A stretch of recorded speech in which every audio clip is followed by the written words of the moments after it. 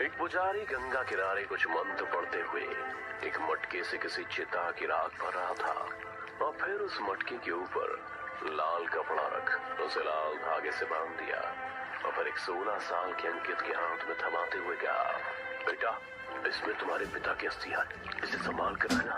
अंकित ने जैसे ही वो मटका अपने हाथ में लिया तो उसकी आंख से आंसू गिरने लगे और उसने रोते हुए बस इतना कहा, माँ तो पैदा होते ही चल बसी, एक पापा थे उन्होंने भी साथ छोड़ दिया। पता नहीं मैंने भगवान का क्या बिगाड़ा था, क्यों उससे मेरा सब कुछ छीन लिया उसने। भगवान ने जरूर तुम्हारी किस्मत में कुछ बड़ा लिखा होगा। क्या फायदा ऐसी किस्मत का जब कोई अपना ही नहीं रहे उसे देखने के लिए। इतना क्या अंकित हस्तियों का मटका ले चल दिया। वो चंबल से आया था जहाँ एक छोटे से गांव में उसका भी एक मकान था जिसमें उसके अलावा अब कोई नहीं रहता था। पर अंकित हस्तियों को लेकर अपने घर नहीं बल्कि सीधा एक तालाब के पास गया। हस्तियों को बगल में रख खूब जोर जोर से रोने लगा, ले कर दिया मैंने तेरा काम, अब तो मुझे जाने दे, क्यों मुझसे पाप करवाता है तू। अंकित खूब जोर जोर से रो रहा था पर उसकी इस बात का कोई भी जवाब नहीं आया और फिर खुद ही उसने अपने आंसू पोंछे और हस्तियों को उठा गुस्से में सामने तालाब में फेंक दिया। वो वापस जाने को मुड़ा ही था कि तभी तालाब से खूबसूरत औरत निकल बीच हवा में आ गई। क्या हुआ अंकित, आज बड़े गुस्से में लग रहे हो? चलो पहले तालाब में आ जाओ, बहुत दिन बाद आए हो, तुम्हारा रूप अब कभी भी बदल सकता है। नहीं चाहिए तुमसे कुछ भी, इससे अच्छा होता कि मैं उस रात मर ही जाता। मेरी बात तो सुनो अंकित, तुम ये सब क्या बोल रहे हो? मैं तुमसे प्यार करती हूँ। इतना कहकर तालाब के ऊपर खड़ी लड़की तुरंत उड़ अंकित के सामने से रोकने आ गई। क्या बात है, तुम कुछ छुपा रहे हो मुझसे? तुम्हें पहले कभी तो इतने गुस्से में नहीं देखा। तुम्हें क्या, तुम्हें तो एक आत्मा मिल गई ना, जाओ वापस से तालाब में जाकर सो जाओ। मैं तुम्हारे लिए सिर्फ एक खिलौना हूँ, तुम्हारा पेट भरने का एक जरिया। तुम मुझसे इस तरह बात नहीं कर सकती। भूलो मत, आज तुम मेरी वजह से जिंदा हो, वरना तुम कब का मर चुके होते। तो मुझे मारने वाली भी तुम ही थी। मुझे और पागल मत बनाओ, मैं तुम्हारी असलियत जान चुका हूँ। अंकित गुस्से में उस औरत से कहते हुए अपने रास्ते को चल दिया। पर अभी वो कुछ ही दूर गया था कि अचानक से उसे पूरे बदन पर बड़े बड़े फोड़े फूटने लगे जिनसे पस बहने लगी थी और अंकित वहीं घुटनों के बल बैठ दर्द से चीखने लगा था। उसके हाथ पैर के नाखून उसकी उंगलियों को फाड़ते हुए बाहर आ गए थे। उसकी रीढ़ की हड्डियां किसी कुबड़े इंसान की तरह हो गई थी। अंकित अब पूरी तरह से बदल चुका था। जो कुछ देर पहले 16 साल का लड़का लगता था वह बोरा पिशाच बन चुका था जिसे कोड़ी थी। वो दिखने में इतना भयानक लग रहा था मानो देखकर ही किसी को मौत आ जाए। अंकित अब ठीक से चलना तो क्या, अब ठीक से रेंग भी नहीं पा रहा था कि तभी उससे कुछ ही दूर खड़ी वो तालाब के ऊपर उड़ रही लड़की अंकित के पास आई और उसे अपनी गोद में उठा तालाब की ओर चल दी। तुम ये भूल क्यों जाते हो कि जब तक मैं जिंदा हूँ तब तक ही तुम भी जिंदा हो, मेरे बिना तुम कुछ नहीं हो।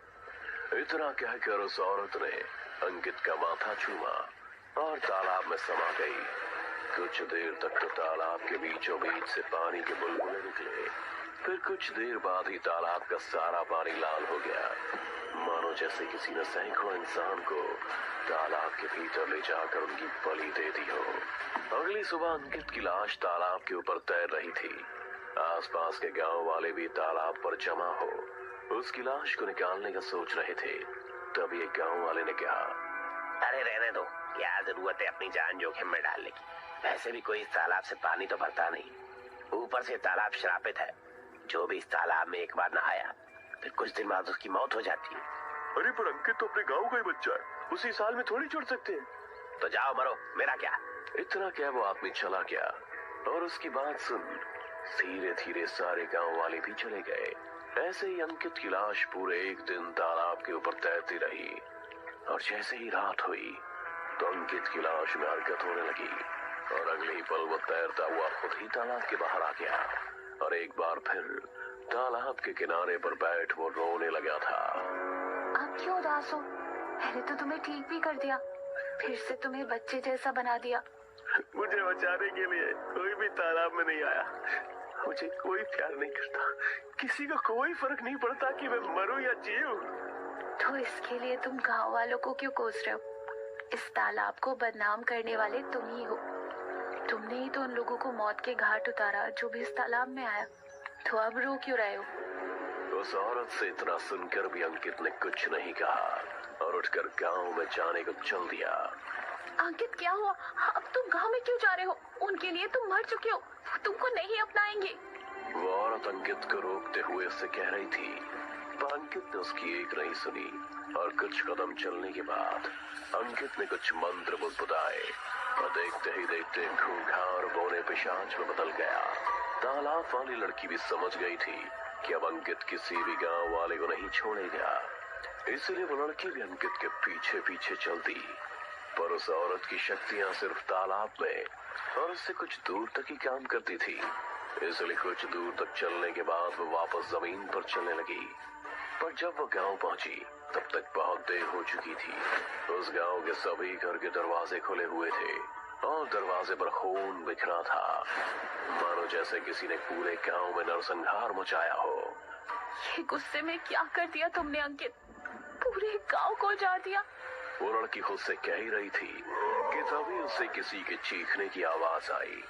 आवाज का पीछा कर जब वो उस जगह पर पहुंची तो उसके पैरों तले जमीन खिसक गई। उल्टा गांव वालों ने अंकित को पकड़ रखा था, जो एक बुरे पिशाच का रूप ले रस्सियों से बंधा था। तो आई गई तू भी तालाब से बाहर अपने यार को बचाने के लिए। बंदी बना लो इसे भी। आज दोनों को ही जिंदा जलाकर मार डालेंगे। बहुत हो गया इनका तमाशा।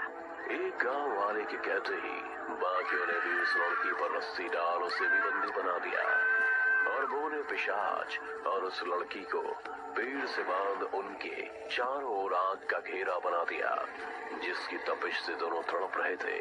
अभी भी वक्त है, बताओ कौन हो तुम दोनों, वरना मेरे एक इशारे पर तुम दोनों को जिंदा फूंक दिया जाएगा, समझे? गांव वालों की धमकी सुनकर बोरा पिशाच और गुस्से में आ गया था। उसका मन किया कि अभी सारे गांव वालों के सिर उनके धड़ से अलग कर दे, पर गांव वालों की रस्सियां उसे सब करने को मजबूर कर रही थी। बताओ जल्दी कौन हो तुम दोनों, मैं आखिरी बार पूछ रहा हूँ। इतना कहकर गांव वाले ने अपने हाथ में चलती हुई लकड़ी बोने पिशाच के आगे फेंक दी, जिससे वो अब दर्द से चीखने लगा था। बोना पिशाच को इतने दर्द में देख उस लड़की ने कहा, मैं बताती हूँ, पर पहले इन जलती हुई लकड़ियों को हमारे से दूर करो। लड़की की बात मान गांव वालों ने जलती हुई लकड़ियों को दूर किया। आग के दूर जाते ही बोरा पिशाच को कुछ राहत मिली और अपने कहे अनुसार लड़की ने भी सभी गांव वालों को अपनी कहानी बतानी शुरू की। मैं पानी की डायन हूँ और मुझे शक्ति आत्माओं से मिलती है, जिन्हें मैं तालाब में डुबोकर मारती हूँ। इसी चक्कर में मैंने इस पिशाचन की जान लेनी चाहिए, लेकिन ये मुझसे बहुत ज्यादा ताकतवर निकला। पर इसने मेरी जान नहीं ली, बल्कि मुझे दोस्त बनाया और फिर हम दोनों साथ मिलकर लोगों को मारने लगे।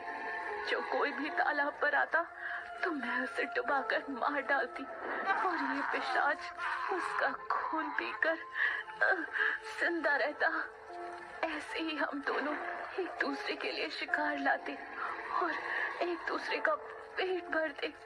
लेकिन जब लाशें ज्यादा होने लगी तो ये लाशों को ठिकाने लगाने के लिए उन्हें बनारस ले जाता और उनका अंतिम संस्कार कर हस्तियों को तालाब में फेंक देता।